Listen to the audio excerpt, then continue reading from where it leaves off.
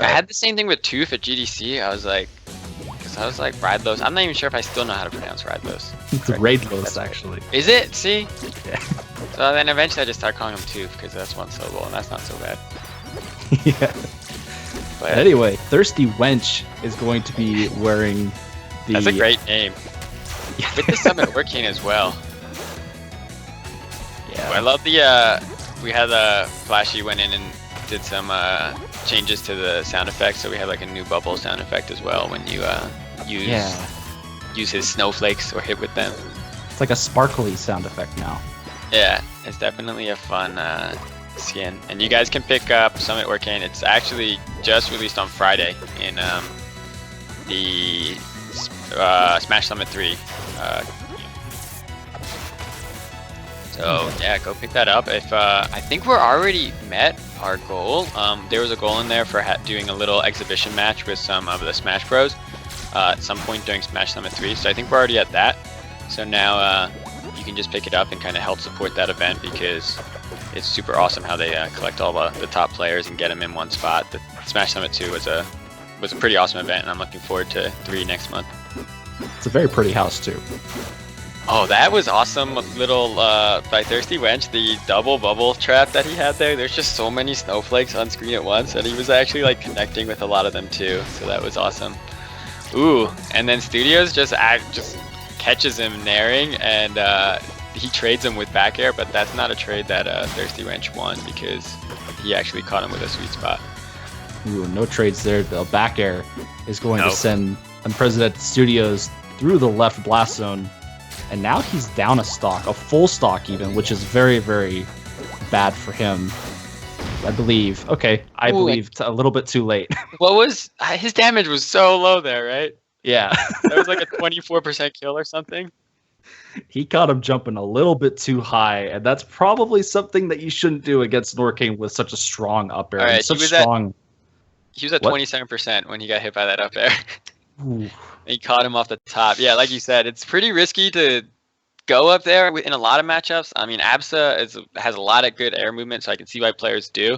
But you have to remember when you're like playing a platform fighter where the blast zones are your KOs, then the moment you put yourself in there, you are risking your situation because one hit and you can lose your stock really early. Especially on Aramata when the blast zones are so short. And especially when you jump off the top platform like that, it is curtains for you. We saw a little bit of that happening last week with the side platforms as well. If you're on Rockwall, for example, and somebody's knocking you up and you try to DI out, we saw Ralph was tethering to people and then forward airing them as Maple instead of up air because he just knows where he is in relation to the blast zones. So it's definitely something that top players are always thinking about, and you definitely want to always be aware of where you're fighting. Yeah, that's why I like the treetop stage because the bottom blast zones are so shallow. Makes for some sweet dunks. Yeah, you can get some early KOs with spikes there. All right, so we're hopping into game 2. Let's see if Studios can adjust here. This is another matchup that, like the Crag one, has always been really interesting because initially, if you go look at our early designs, these are our two like zoner characters, where Absa is more air zoner, Orcane's more grounded zoner. A lot of Absas consider this to be her hardest matchup in Rivals, and it has been for a while, just because Orcane's zoning can kind of work around Absa's. The bubbles are really good against her, and then also just having amazing vertical KOs. Absa is a bit lighter, so she can die off the top easier. Ooh. Strangely enough, the first kill that we're going to be seeing is another side blast zone kill.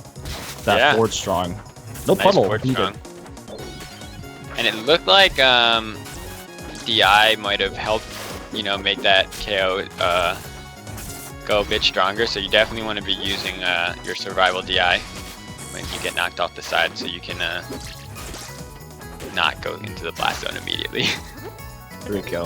Forward strong is going to keep ThirstyWench off stage. The bubbles. That was amazing use of bubbles. I really like how smooth ThirstyWench's bubble play is. How quickly he can go from forward air to down special and like vice versa. A lot of times when I play Orcane, unless I'm playing well, I feel like I'm getting stuck in some of those traps where if you don't time it perfectly, you end up, you know, with a wrong input or dropping a puddle underneath you. But he's definitely got the timing down to make it really smooth. And the combos that he's being able to put out on Unprecedented Studios is massive. He's doing so much damage, and Unprecedented Studios is not DIing out of the reverse hit. Not going to be killed though. Yeah, right now we have ThirstyWench going for a 3-stock, but just as I say it, commentator's curse. Unprecedented Studios gets that up air. No, but he's going to get the JV3. It's going to be kind of there. Kind of. The JV3.